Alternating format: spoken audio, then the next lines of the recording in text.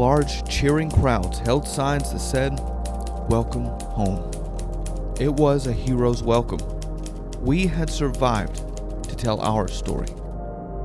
As I walked down the steps of the plane, the events that had taken place in the last 131 days swirled in my mind, but I could only focus on one thing: getting home to see my family. To understand the importance of getting home, I first must take you back to the beginning of the journey.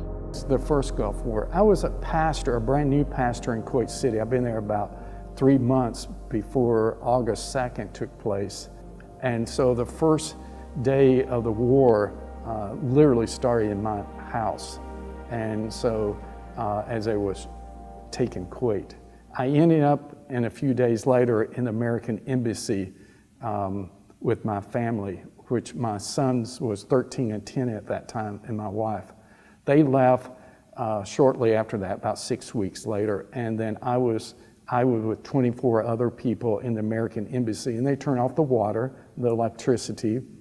The siege of the embassy was about 130 days.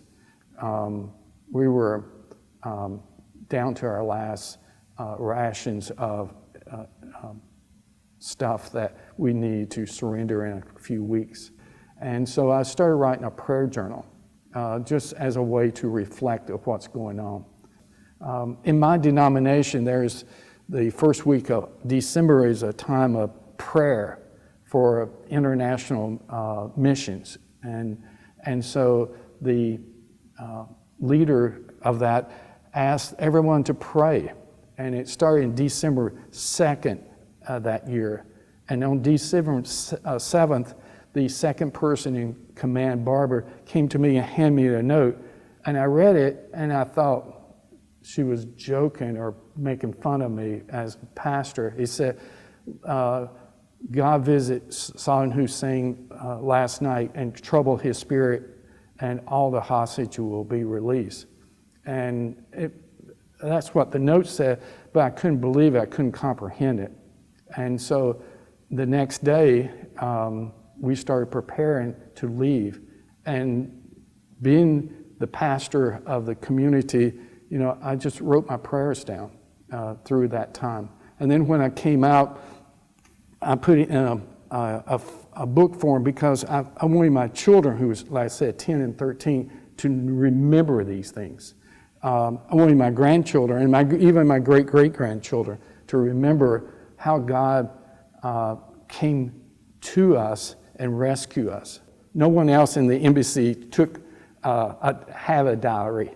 And so this is my prayer journal and my diary.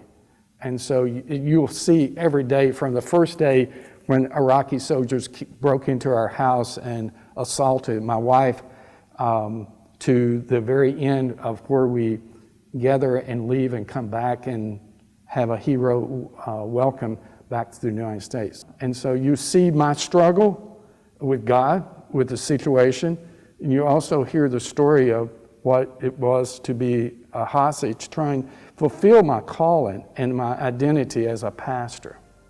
You will see just my vulnerability is there. It was never written for a book to be released to the public. I mean, they wanted me to in the very beginning, and I started in that process and realized, no, it's a sacred story. And then, like I said, 30 years later, the pandemic took place, and I realized maybe it would bring some comfort to someone.